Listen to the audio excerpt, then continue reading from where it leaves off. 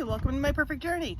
We are outside today because it's been raining for 3 days and I need some sun.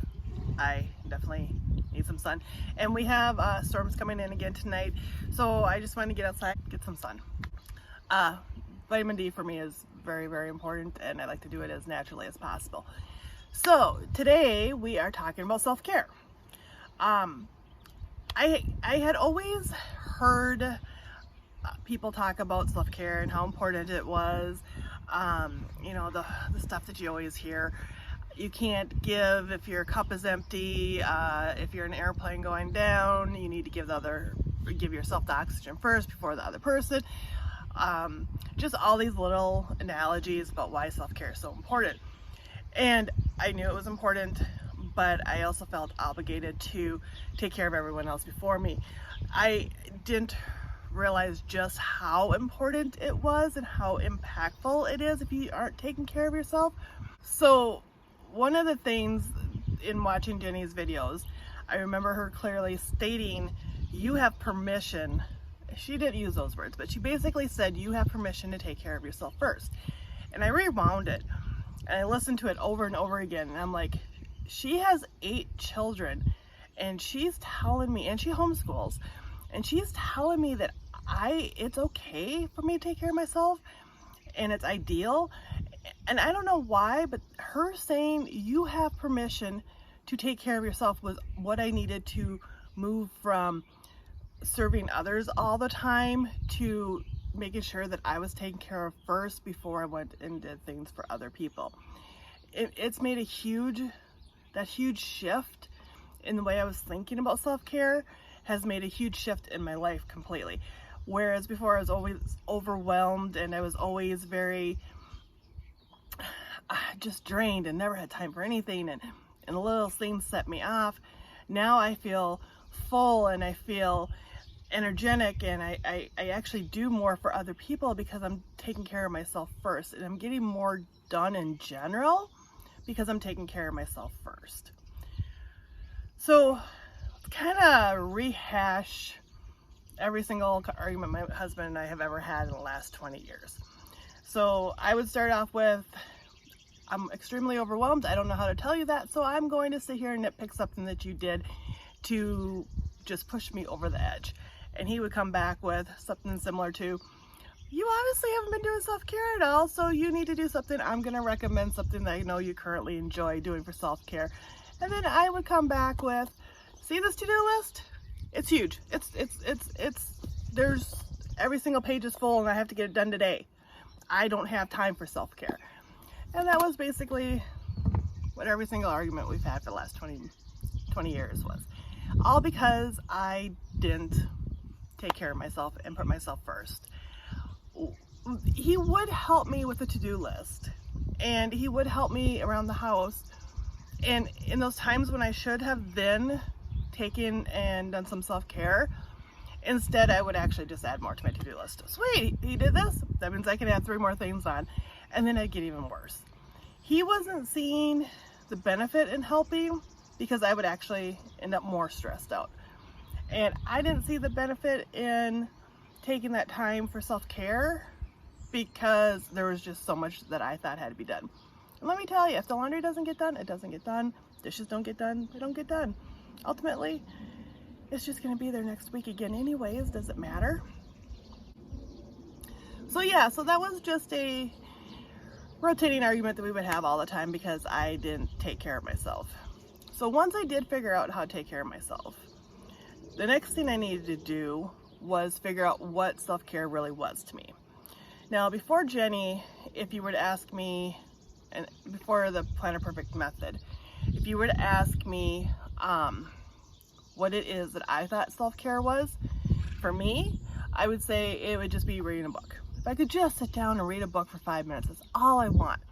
But then there was one day where I did sit down and I read a book the whole day, and it wasn't enough. It wasn't right. It didn't help. It didn't help my stress. It just actually caused more stress because I spent the whole day doing that, not doing the stuff that on my to-do list. So that kind of started me thinking, you know, what really is self-care to me? And then we had moved out to a farm, and I'd never seen hummingbirds before. We just didn't have them in town. and we had a hummingbird that would come to visit us. And I was in the middle of the same argument with my husband again, and the hummingbird came to feed off the feeder, and I literally stopped, looked up, said, "Oh, look at the hummingbird," and I looked back at him, and I'm like, yeah, I was mad at you, but why again? Can you remind me of why I'm supposed to be mad at you so we can get back to that? And that's when I really put it together. Oh, and because we're outside, I got donkeys running around and horses. I thought I was gonna come visit. That's when I really put it together that it wasn't necessarily the reading. It was the getting outside, being in nature that really is what I need for self-care. So after Jenny and the Planet Perfect scripting method, what self-care looks like to me is meditation, being in nature, being outside barefoot. It's a grounding. It's called grounding. The theory behind that is that everything's electrical, the earth, your body. So you're pulling the electricity and energy from the earth, and it's just reviving you and renewing you. What else? The one thing that I forget every single time, and it really, I can't get it in my head, but I need music. I absolutely have to have music. If I go more than a week without music, it's harder for me to really get back to a good, happy spot. I need to listen to music at least once a week, and that would be a good hour's worth of music at least. And I continue to forget that. I will be in a not such good spot, and all of a sudden I'll throw some music on it and be like, oh, how long has it been since I've listened to music? So I do need that. So those are the things that I do for self-care. I do the meditation, the grounding, the music.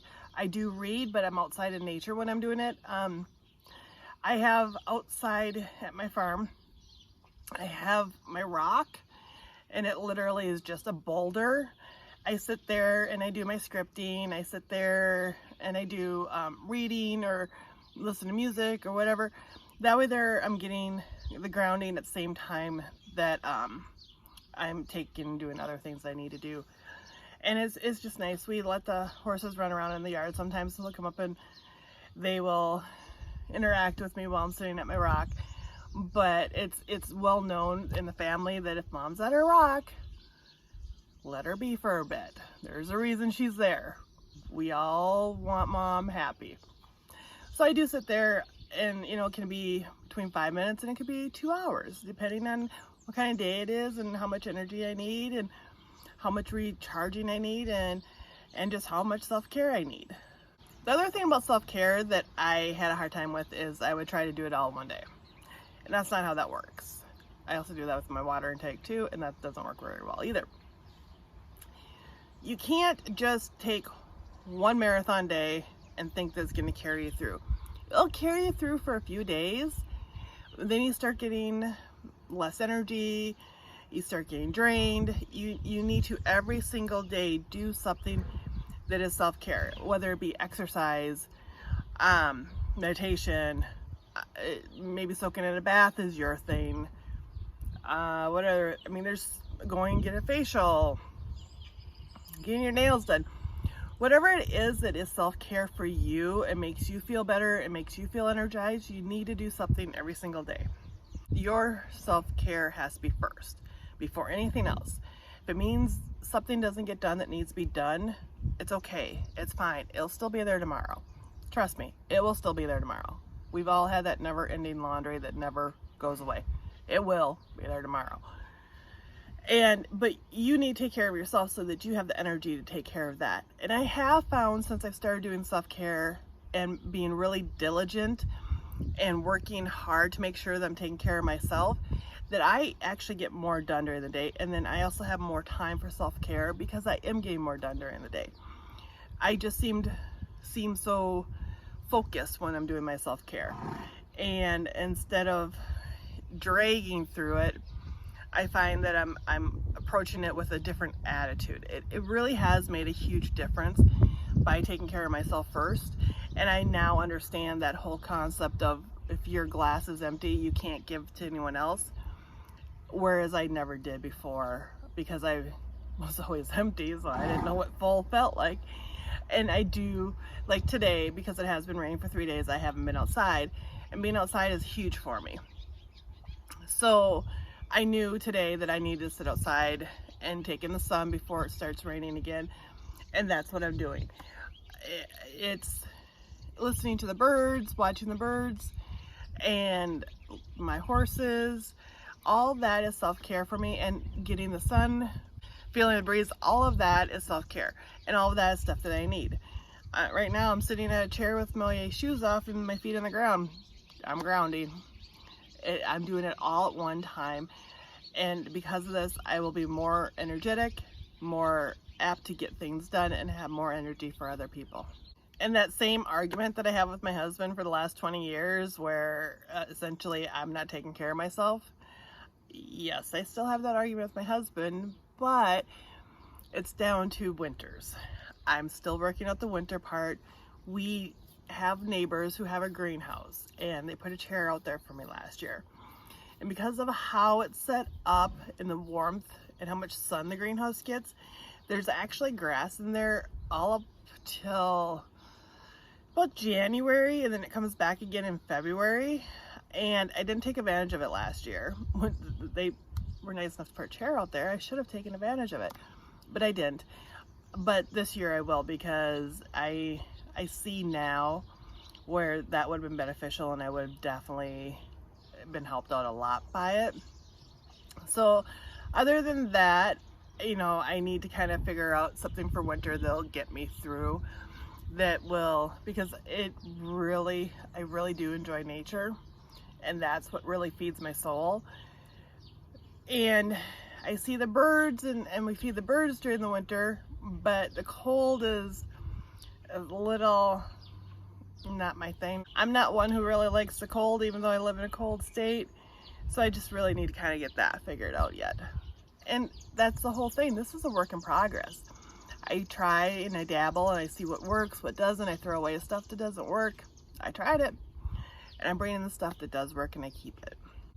So now you need to find what self-care means to you, and what it is that makes you happy and that fills your soul. Whether it be reading a book, going to a spa, you need to do what it is and make sure that your needs are met before everyone else's. And if by meeting your needs, then you'll be able to meet everyone else's needs. And I'm here to tell you that's not a line, it's true. When you're so full and you're so taken care of yourself, then you have so much more to give. Thank you for joining me on this installment of my perfect journey. I'll see you next time.